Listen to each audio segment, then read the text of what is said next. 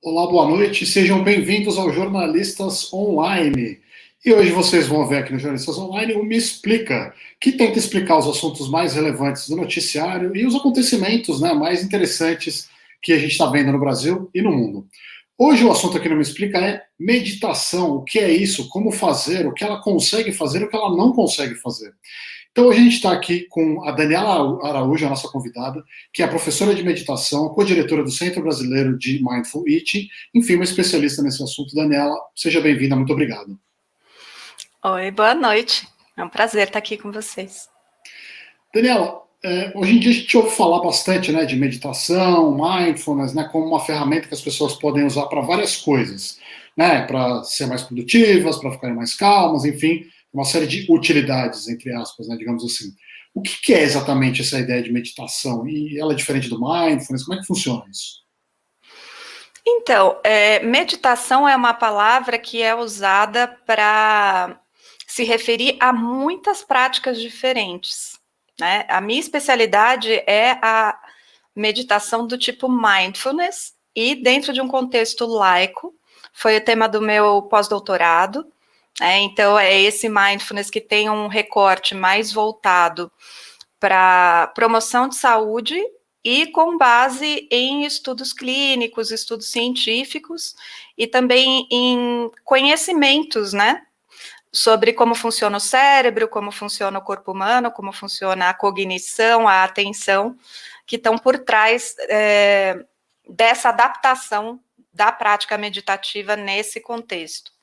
Agora, dentro da palavra meditação pode caber muita coisa, né? Tem diversas culturas, diversos contextos que têm práticas meditativas, e a meditação mindfulness, que é essa que está mais popularizada agora, embora tenham outras também, é um tipo específico de meditação. E como é que é essa meditação? Porque a gente ouve falar de meditação, a gente acha que é você sentar, fechar o olho e esvaziar a cabeça. Como é que ela funciona?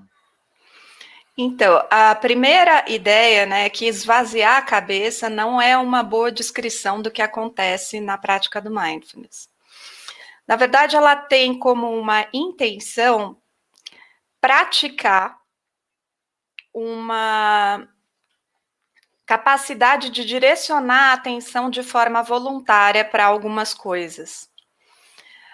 Esvaziar a cabeça é algo que é impossível, sobretudo para nós, cidadãos da vida moderna, porque a nossa mente ela foi feita para pensar.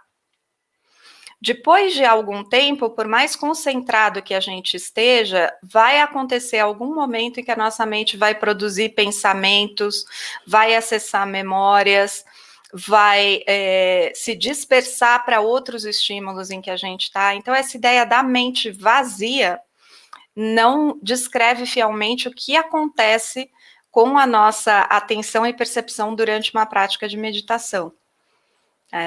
Em geral, se for para resumir, na meditação do tipo mindfulness, a gente vai escolher deliberadamente alguma coisa para prestar atenção. Pode ser um foco em uma sensação corporal específica, por exemplo, a respiração. Pode ser alguma parte do corpo, pode ser um som ou os sons que estiverem acontecendo. E depois de um tempo, a minha atenção vai escapar desse objeto que eu escolhi.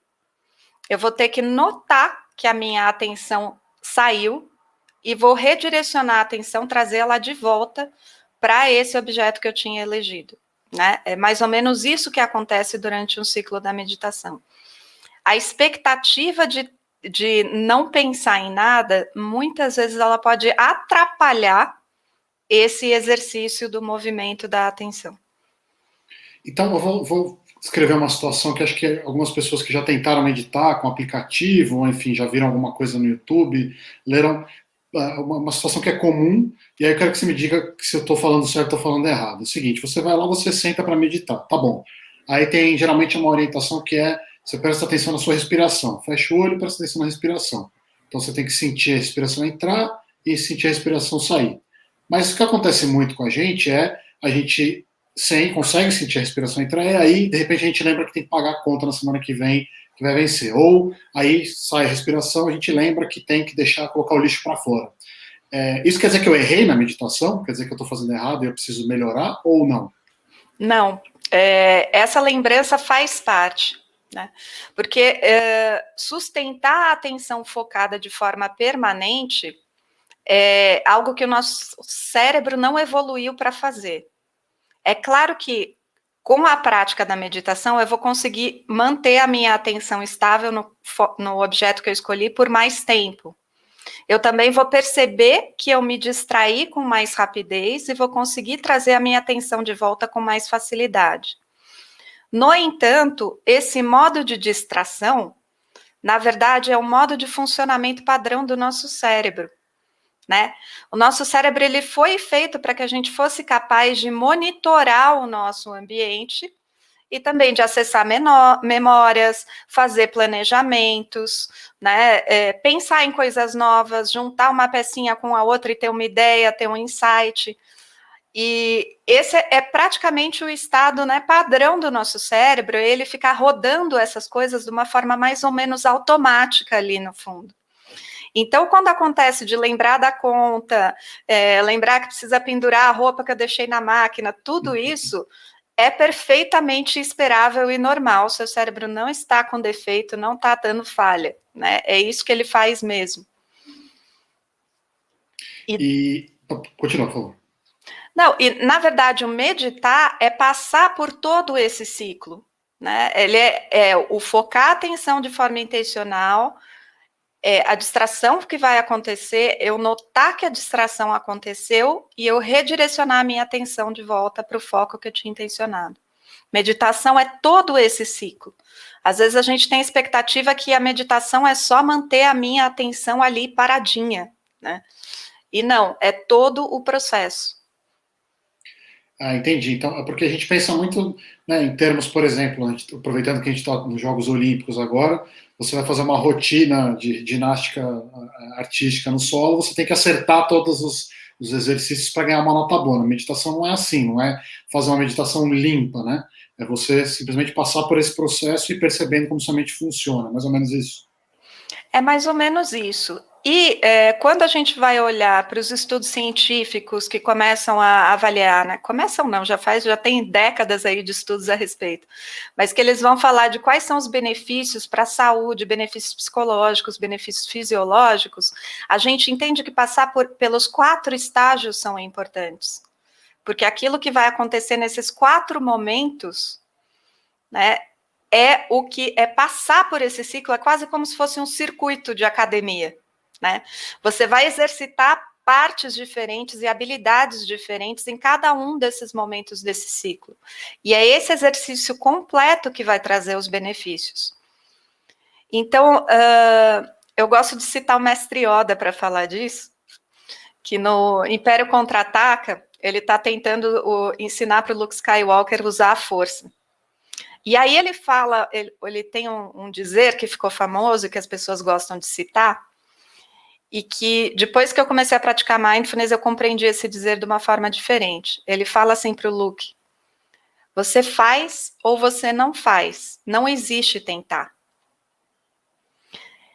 Se a gente entender que meditação é você prestar atenção, se distrair, perceber que se distraiu e trazer a atenção de volta, não dá para meditar errado. Porque a distração não é erro, ela é parte do processo. Se você senta para meditar e sustenta a sua atenção e se distrai poucas vezes, você está meditando. Se você senta para meditar e percebe que você se distraiu muitíssimo, você também está meditando. Entendi. Então não importa quantas vezes você tem que passar por esse ciclo que você descreveu, não tem problema. O exercício é justamente essa percepção, né? Distraiu, percebeu que distraiu, voltou, enfim, isso até você terminar o seu exercício, digamos assim, o tempo do seu exercício. Sim.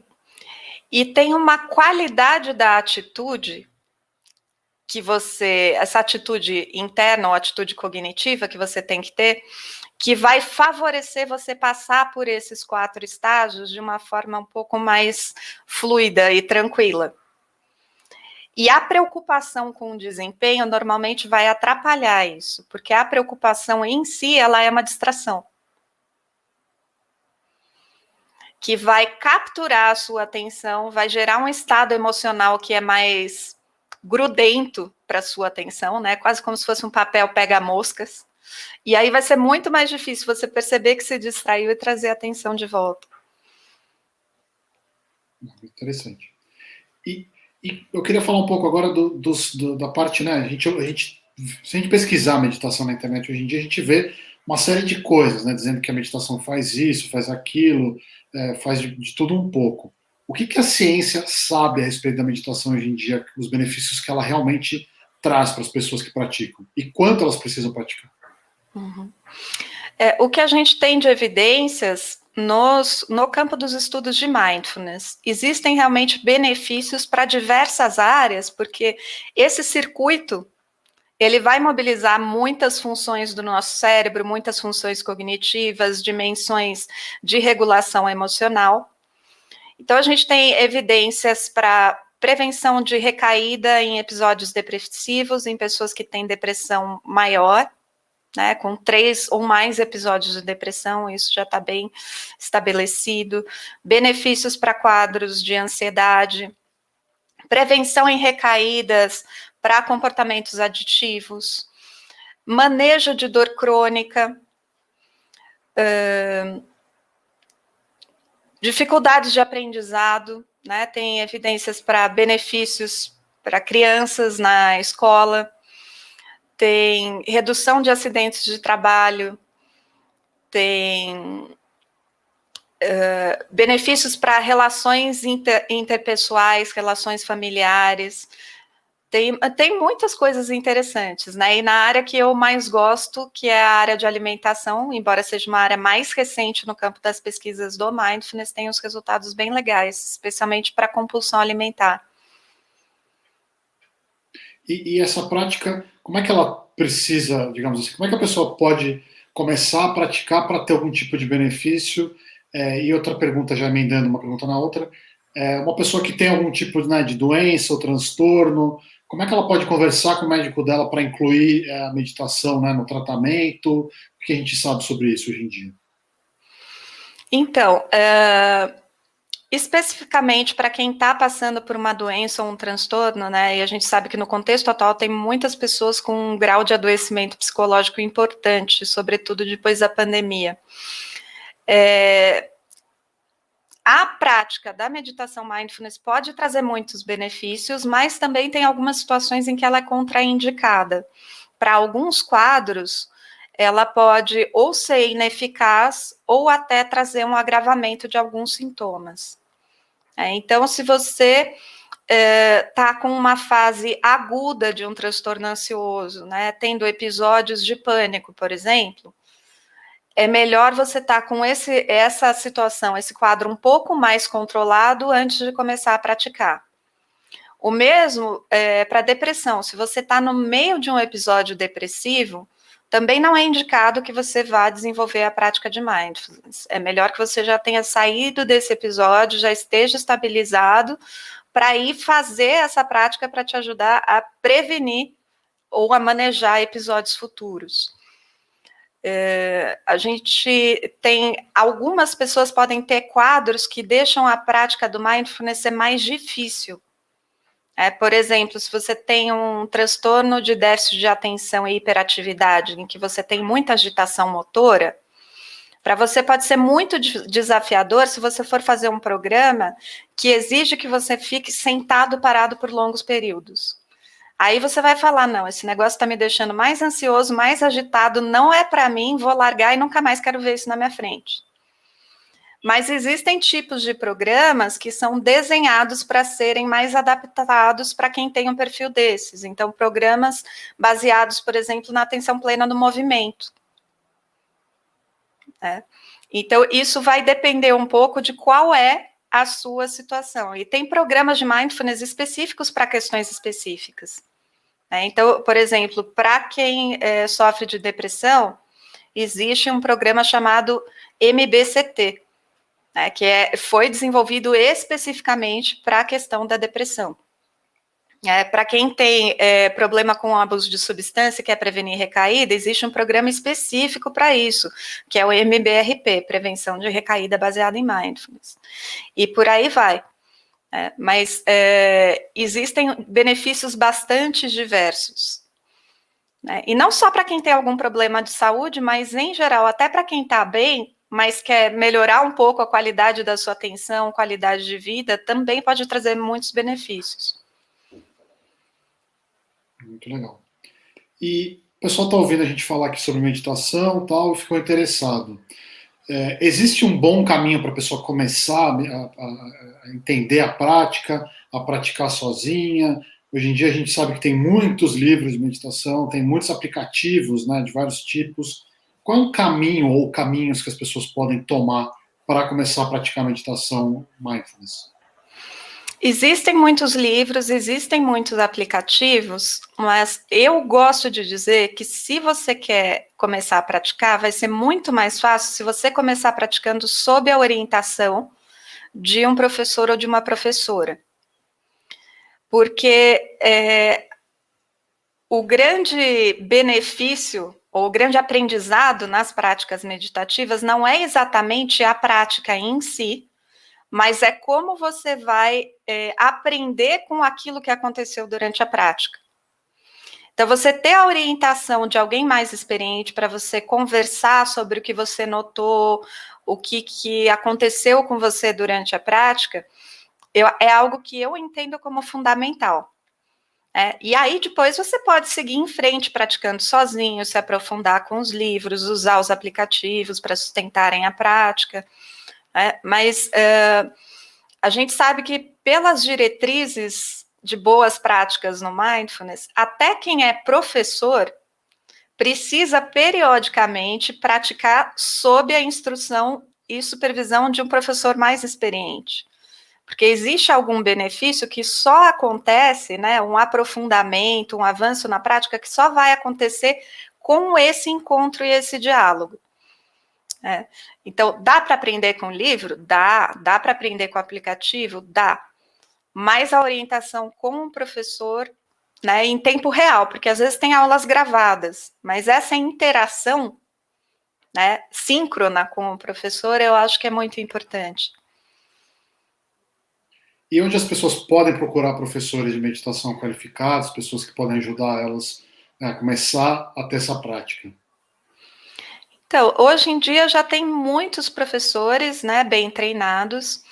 Uma dica é procurar as diretrizes de boas práticas para o ensino de mindfulness, para professores de mindfulness.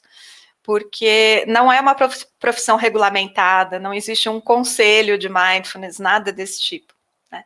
Mas existem diretrizes que foram estabelecidas pelos centros importantes de pesquisa e formação no mundo, para tentar aferir o que é uma prática de qualidade, né? O que você precisa para aprender bem. Então, no Brasil já existem vários centros, né, que formam professores e que também oferecem grupos, mas se você olhar para essas diretrizes de boas práticas, que vocês também encontram com alguma facilidade na internet, vocês, a partir dessas diretrizes, vocês podem checar ali se os professores ou se o centro que você está procurando para estudar estão coerentes ou incoerentes com essas diretrizes, né? Tá joia. Bom, pessoal, eu conversei aqui com a Daniela Araújo sobre mindfulness, meditação. Quero agradecer a Daniela pela presença, pela conversa. Obrigado, viu, Daniela? Foi um prazer, Diogo. E a gente se encontra aqui no Me Explica, no Jornalistas Online, todas as terças-feiras, às 8 horas da noite. A gente se vê na semana que vem. Tchau, tchau.